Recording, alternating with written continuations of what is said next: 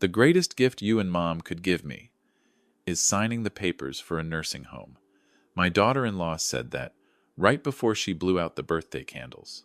20 guests stood around the table. The wine glass in my hand was still untouched. The $12,000 diamond necklace I had just given her was still shimmering under the lights. People thought she was joking. I didn't. I turned and looked at my wife. Jane was smiling, not understanding why the room had suddenly gone quiet. And in that very moment, I realized something. They didn't just want us to leave the party. They wanted us out of the house. If you're listening to this story, and you felt your heart sink just a little at that moment, go ahead and subscribe to the channel and walk with me through what happened next. And leave a comment. Tell me where you're listening from. But that night, as the room stayed frozen in silence after Alexandra's words, I slowly set my wine glass down and looked at my family. Alexandra set the knife down on the table and smiled as if she had just said something perfectly reasonable. No one applauded. The wind from the Monterey coast drifted in through the wide glass doors. The party was held in the main living room of the house I had worked nearly 30 years to afford. I still remember the day I signed the papers. I thought this place would be where Jane and I could grow old in peace. Alexandra adjusted her hair. Her voice softened. I'm just worried about Mom. They have nurses there, doctors, professionals. She spoke like she was presenting a business proposal. Jane sat beside me, hands resting on her lap. She still had that habit, smiling when she didn't fully follow the conversation. After her mild stroke last year, her memory sometimes lagged a few beats behind the room. But she still remembers my name. She still remembers I like tea in the evening. For me, that's enough. Maxwell stood next to his wife. He didn't look at me at first. He looked down at the oak floor, the one I chose plank by plank. Alexandra's right, Dad, he said, calmer than I expected. It's safer there. This house is too big. It's a waste. A waste. I heard that word clearly. I looked around the room. 20 guests, Alexandra's colleagues, a few investors, some friends from the yacht club. They avoided my eyes. No one wants to side with the old man at a luxury birthday party. I set my wine glass down. Not hard, just enough for the soft touch of glass against wood to be heard. Why today, I asked. Alexandra gave a small smile. Because today the whole family is here, and I thought this would be the most practical gift. A gift. I thought about the necklace I had handed her 10 minutes earlier. $12,000. Not to impress anyone. Maxwell had mentioned she liked that design. I figured, if my son was happy, I could let go of a little savings. Alexandra touched the pendant lightly.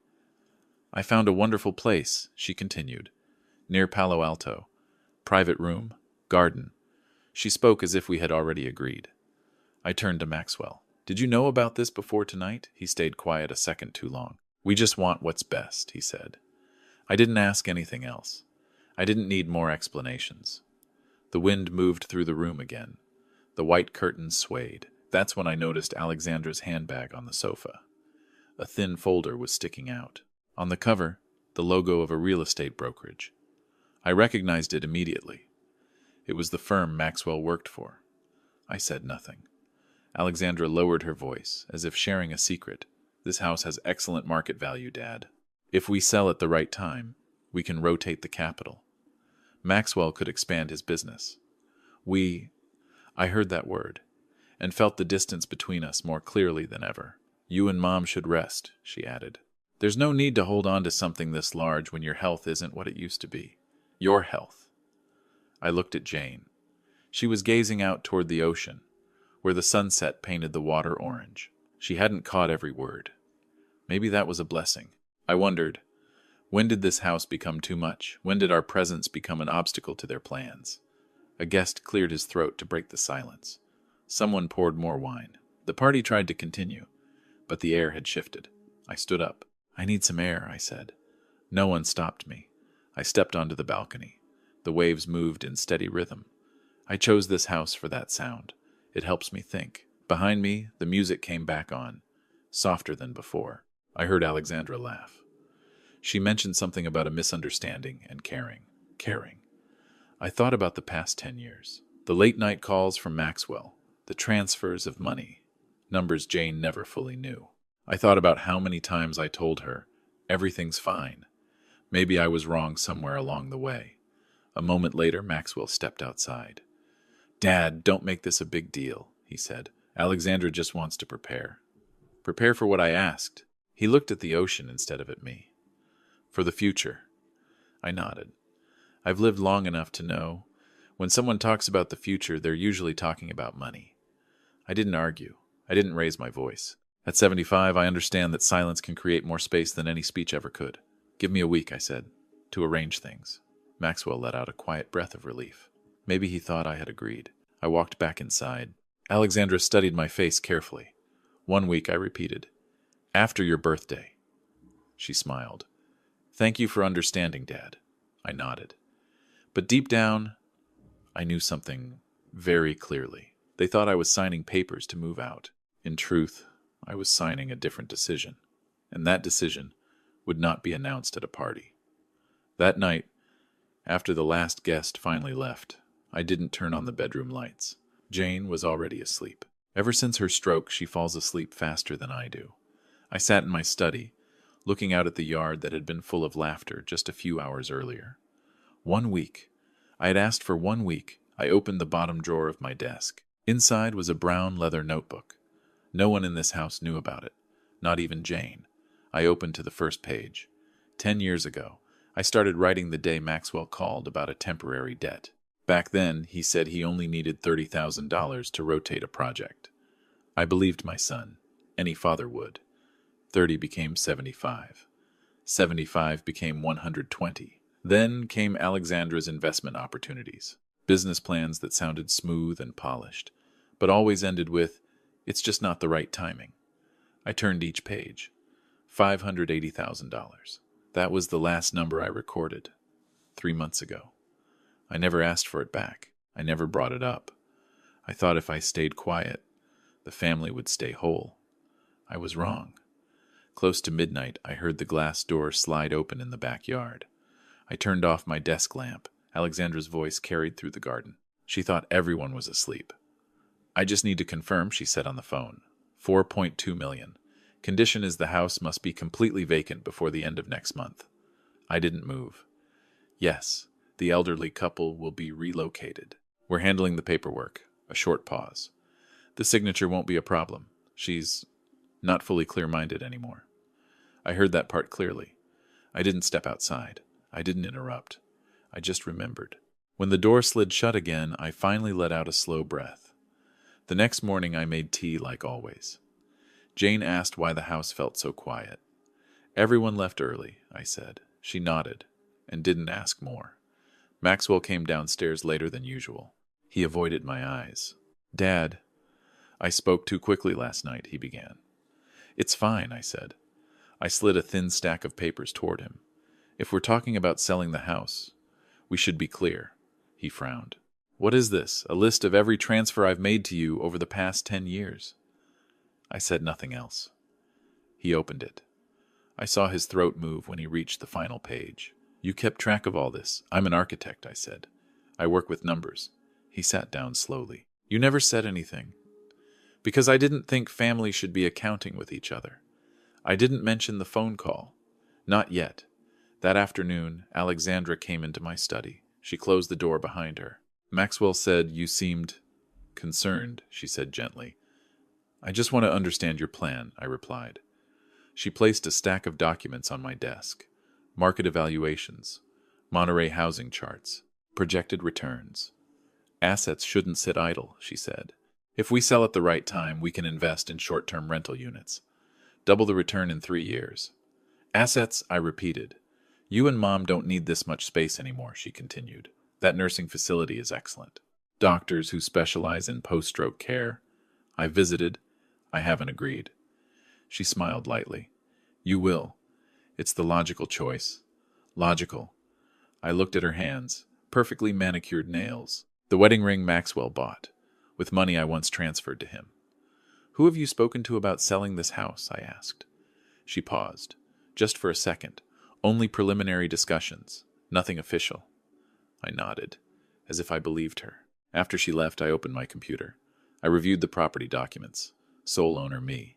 Maxwell's name had never been added, but Jane's had. I opened her medical file. The doctor's note read, mild cognitive decline. No loss of legal capacity. That sentence mattered more than any promise. That evening, I went into the garden earlier on purpose. I wanted to be certain I hadn't imagined things. Alexandra was on the phone again. "We can close faster if needed," she said, "if we have confirmation of competency status. I can sign as representative." I stepped out of the shadows. "Representative for whom?" I asked. She jumped. Her phone nearly slipped from her hand. "Dad, I heard you last night." She was quiet for a few seconds. Then her voice turned firmer. "You need to be realistic. This house will be divided when the future happens. It's better to arrange things now. When the future happens," I repeated. "I just want everything to go smoothly." I looked straight at her. "What exactly were you planning to use my wife's signature for?" She didn't answer, and that silence said enough. "I will need to review every document you've prepared," I said slowly, "before anything is sent anywhere. Don't you trust me? I trust ink on paper." I walked back inside, leaving her standing in the garden. That night, I had no doubts left.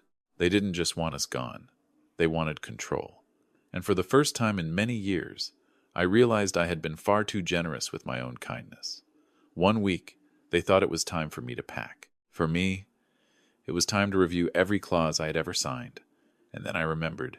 There was one clause I had never used. I remembered it at 3 a.m, when the sound of the waves offshore kept a steady rhythm like a clock ticking. That clause was in my father's will. Maxwell's grandfather. Years ago, when I took over what remained of the family estate, the attorney explained it very clearly. If an heir commits serious harm to the rights or dignity of his parents, the owner has the right to revoke prior gifts. Back then, I laughed. I told him my family would never need a sentence like that. That night, I didn't laugh. The next morning, I drove out of Monterey before Alexandra woke up. I told Maxwell I needed to speak with an old friend about nursing home procedures. He nodded. He looked relieved. I didn't go to a nursing home. I drove to the office of Daniel Harper, a friend from college, now an estate and family asset attorney. His office is in Carmel, less than 20 minutes from my house. Daniel studied me for a long moment when I placed the brown leather notebook on his desk. "I thought you stopped keeping records years ago," he said. "So did I." He read every page, didn't speak for 15 minutes. "What's their plan?" he finally asked. "They want to sell the house and possibly sign on Jane's behalf." Daniel looked up. "Jane has not lost legal capacity." "I know," he nodded. "Then they can't do anything without your consent. Unless I keep standing still." I asked him about the gift revocation clause. Daniel pulled out the old file. He still had a copy of my father's will. The clause was still valid. "You want to activate it?" he asked. "I want to protect my wife." He thought for a moment. "If you can demonstrate that prior transfers were made under the intent of family support, and there are signs of exploitation now, you have the right to terminate and formally revoke future benefits." "I don't need repayment," I said quietly. "I just don't want them leaning on what I built anymore." Daniel understood. "Then we do 2 things," he said. "First, you remove all shared access Maxwell has to joint financial channels. Second, we draft formal documentation stating that household assets are solely yours. And the house," Daniel leaned back, "you remain sole owner. But if you're concerned about continued pressure, you can restructure the asset." I was silent for a few seconds. "How?" "There's an instrument," he said carefully. "A reverse mortgage. You're over 62. You qualify. The bank lends against the property value. No immediate repayment required, but it reduces the net equity. In other words," I said slowly, "if they try to sell later, they inherit a significant financial obligation." I nodded. I didn't see it as revenge. I saw it as a boundary. That afternoon, I returned home with a new folder in my briefcase. Alexandra was in the living room speaking to someone about progress. She stopped when she saw me. "Where did you go?" I explored options, I replied. She smiled. "So, have you made a decision?" "I'm thinking," I said, "and I want everything transparent." That night, after Maxwell went upstairs, I walked into the small gallery room at the end of the hallway. My art collection hung there, pieces I collected slowly over 30 years of work, not as investments, just because I loved them. I called a gallery in San Francisco I had worked with before. "I'd like to loan the collection for a few months," I said. Under a personal exhibition, they agreed immediately. Insurance value, nearly $1 million. 2 days later, a transport vehicle arrived. Alexandra stood at the staircase watching. "What are you doing?" she asked. "Loaning them for exhibition. Now perfect timing." She said nothing else, but her eyes changed. That same day I went to the bank. I terminated Maxwell's access to the secondary account I had opened years ago to support his household expenses. The banker asked if I was certain. "I am," I said. When I came home, Maxwell was waiting in my study. "You pulled the funds?" he asked. I reorganized. "We need operating capital. I need clarity." For the first time, he looked unsure. "Don't you trust us? I trust actions." I didn't raise my voice. I didn't accuse. I spoke like a man who had already done the math. That evening I sat beside Jane on the porch. She asked why the paintings were gone. "They're traveling for a while," I said. She smiled softly. "Like we used to." I held her hand. Her skin is thinner now, but still warm. The week was almost over. Alexandra believed I was preparing to sign nursing home papers. In truth, I was signing something else. I had submitted the reverse mortgage application. The bank confirmed a preliminary valuation, $4.2 million. The same number I heard on that midnight phone call. I told no one. I simply waited. On Monday morning, I received the email. Conditional approval, pending, final signature. I printed it, placed it in an envelope. 1 week had passed. They thought I was preparing to leave this house. I was preparing to leave a different role. The role of the father, who always gave in. On Monday morning, I signed the final documents before the sun climbed too high. The bank officer came to the house. Quiet, professional.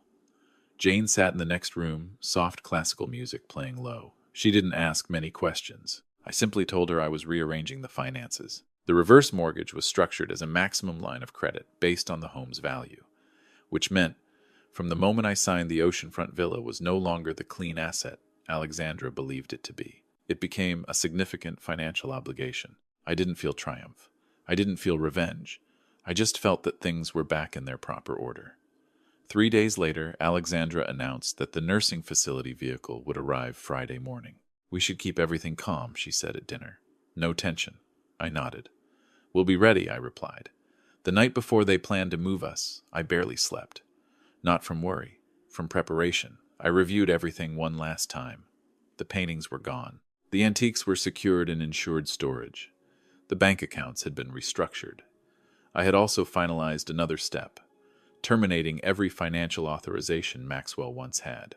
Jane asked why the living room felt emptier. "I wanted a change of atmosphere," I told her. She looked around, then nodded, as if that made perfect sense. Friday morning was windy. The ocean wasn't loud, but it wasn't still either. Jane and I left the house at 6. No large suitcases, just 2 small bags. A private vessel waited at the Monterey harbor. I had chartered a yacht for a journey longer than I had ever allowed myself to imagine. Jane always said she wanted to see the Pacific from the middle of the water, not just from a balcony. If there was one more thing I could give her, it was this. Before we left, I placed a large envelope on the dining table. Inside were 3 items: a copy of the signed reverse mortgage agreement, the bank's notice confirming partial draw from the maximum credit line, and a detailed statement outlining the financial obligations tied to the house in the event of sale or transfer. No threats, no accusations, none were needed.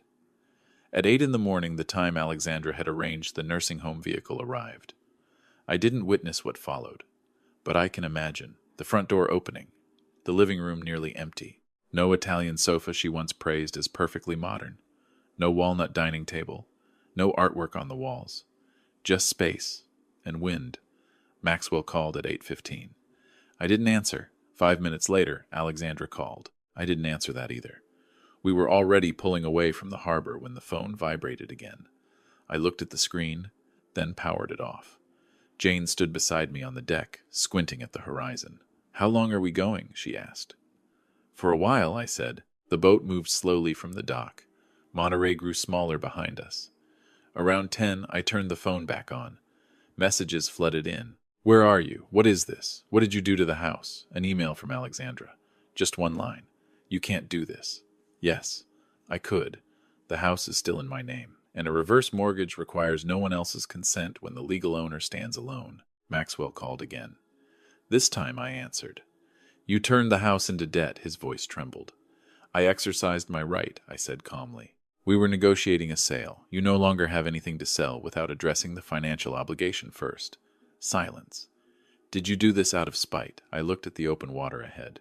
No, I did this to prevent what you were preparing behind my back. He didn't argue. I heard the call, I added. The 4.2 million. Your mother's signature. He exhaled heavily. For the first time, I heard real confusion in him. Alexandra just wanted to control. Didn't raise my voice. I simply spoke the truth. The house now carries a different value than the one you calculated. If you want to keep it, you take responsibility. If you want to leave, that is your choice. And you and Mom were on vacation. I ended the call before he could ask more. The wind strengthened as we moved farther out. Jane held my hand. I like this feeling, she said softly. It feels like starting over. I didn't answer right away. Behind us, the oceanfront villa was likely filled with arguments. Not because I wanted that, but because rushed decisions eventually meet real numbers. I didn't destroy the house. I simply changed its terms. And for the first time in many years, I no longer stood inside my own living room, feeling like a guest. The sea opened wide ahead of us. I don't know how long this journey will last, but I know one thing. We didn't leave because we were pushed out. We left because I chose the timing. 3 days after we left Monterey, I received one last call from Maxwell. There was no urgency in his voice this time. Just something heavier. The bank sent the official notice, he said. If we want to sell the house, we have to repay the entire loan first. That's correct. I didn't realize you could move that fast. I didn't realize you could prepare that fast either. Silence lingered on the line. No excuses this time. Alexandra is speaking with an attorney, he added, quieter now. That's your decision. I didn't ask how the conversations at home were going. I didn't need to. Before he hung up, he said, one more thing. I didn't see the whole picture. I set the phone down. Jane was sitting near the bow of the boat, her silver hair lifting gently in the wind. She looked at me. Is something wrong? No, I said. They're just learning how to stand on their own. She nodded, as if she understood more than I expected. In the weeks that followed, we traveled along the west coast and then farther into the Pacific. It wasn't luxury, far enough not to hear the doorbell, not to see property appraisals, not to hear the word waste. I checked my email each morning. Maxwell sent a copy of a new agreement. They had canceled the home sale. They couldn't resolve the financial obligation in the short term. Alexandra was looking for a rental near San Jose to restructure their business plan. I read it without comment. A month later, another message arrived. Dad, I'd like to see you when you're ready. No mention of the house. No mention of a nursing facility. I replied simply, take care of your family first. I didn't close the door on my son. I only closed the door on the thinking that had turned parents into assets to be liquidated. One afternoon, while we were anchored off a quiet island, Jane asked me, Are you angry with them? I thought for a long time. I'm disappointed, I said, but I'm not angry. She watched the water for a while. You've always done everything for others, she said softly. This time you did something for us. I didn't answer. Because she was right. For years, I believed a father's love meant unconditional sacrifice. I believed quiet support would keep the family steady. But kindness without boundaries is often mistaken for obligation. I don't want Maxwell to remember me as the father who ruined his plans. I want him to remember that some lines cannot be crossed. 2 months later, I received a short message. I sold the second car. I'm working extra hours. I want to fix this myself. I read that sentence more than once, not because of the money, but because for the first time, he spoke about responsibility without expectation. I replied with one line, I believe you can. I didn't send money. I didn't offer help. I allowed space to exist, not as punishment, but as breathing room. One evening, as the sunset painted the water deep red, I opened the final envelope I had brought from Monterey. Inside was a copy of the revised will Daniel and I had prepared.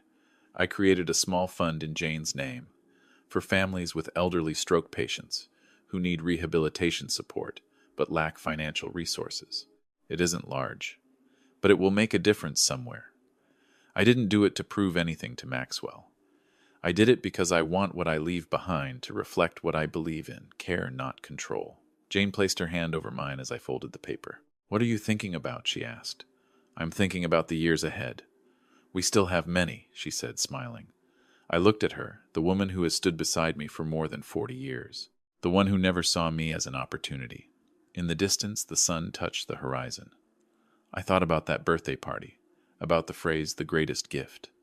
They believed the gift was our disappearance, but the real gift was the lesson, not a lesson meant to wound, not revenge. Just this: parents may love without condition, but they still deserve respect. I never returned to Monterey. I didn't sell the house. I didn't keep it as a trophy either. I simply left it where it belongs, a shelter, not a target. That night, as the boat continued forward, Jane rested her head on my shoulder. The ocean darkened, but it wasn't frightening. I don't know what the future holds for Maxwell and Alexandra. I only know this. For the first time in many years, our future no longer depends on someone else's decisions. And in that quiet, I felt something I hadn't felt in a long time: peace. If this story made you reflect, or reminded you of someone in your own family, I invite you to subscribe, like, and share. Each subscription isn't just a number. It helps stories about dignity, boundaries, and family continue to be told. Thank you for staying with me until the end. I truly appreciate you listening.